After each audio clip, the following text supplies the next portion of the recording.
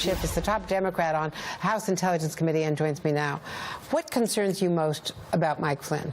Well, what concerns me is that he, if the allegations are true, has misled the country about something as serious as secret communications with the Russian ambassador designed to undermine U.S. policy. That's about as serious as it gets. And the context, of course, is our intelligence community has already concluded Russia intervened to help elect, in a sense, Donald Trump. Flynn was one of his top surrogates during the campaign. And then after that very election, when President Obama imposes sanctions to punish Russia, you have this secret communication, which the White House reported was just a Christmas greeting. Now we find out they discussed sanctions that might explain why Putin had such a restrained reaction to the American sanctions. But in any event, misleading the country on a subject this serious, if those allegations are true, he has got to go. Let me play devil's advocate for a moment. He, like other national security officials, routinely talk to ambassadors from other countries. There's a whole getting-to-know-you process before they take office. So what would be wrong about him talking to the Russian ambassador? Is it wrong because he may have lied about it to the vice president and misrepresented it, or is it wrong initially on its face? Well, it may be both. It may be, as the Washington Post reported, that these communications began early in the campaign and were continuous. And if that's true, then there's a suggestion of collusion with this Russian interference in our election. That would be the most serious allegation. And that's already under investigation by Congress. That's under investigation in the House and Senate Intelligence Committees. That's something that's within our charter to do a thorough investigation of. But beyond that, even if it was as innocuous as he said, or even if it was a first communication in December, the fact that they would mislead about the nature of that communication, that they would say it was about a Christmas greeting when in fact they were discussing sanctions that had been imposed that day, misleading the country, misleading the vice president, that's very serious business. How can you rely on a national security advisor supposed to bring together all of the cabinet secretaries, all the national security infrastructure, and make policy if that advisor is going to be untruthful with people?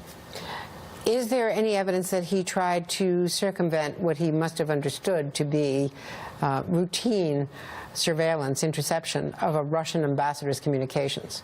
That we don't know, but I think this is probably why Flynn is in such trouble right now, and that is the White House has shown every willingness to disavow anything they don't like as fake news. They haven't done that here because they must know that if these allegations are correct, there are recordings that may very well prove beyond their ability to dismiss by calling fake news these allegations against Flynn. So they're not something the administration can ignore. And this may be consuming all the oxygen in the White House right now. It may be why they had such a uncoordinated non-response to this North Korean missile test. They may simply be so fully occupied figuring out what to do with Flynn.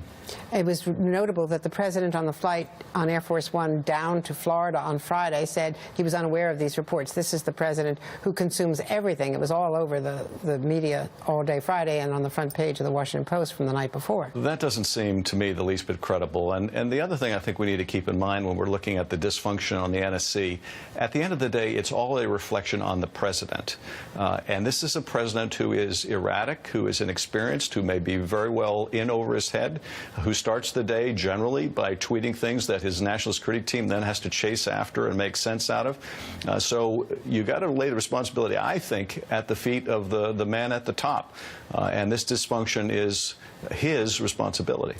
What about the fact that the Secretary of State did not get his choice for deputy after being told that he would be able to choose his person? That person went through a dinner meeting Tuesday night, Elliott Abrams, with the president, was apparently on track to being hired, and then was not hired. It was retracted because of a column that he had written in the Weekly Standard last May.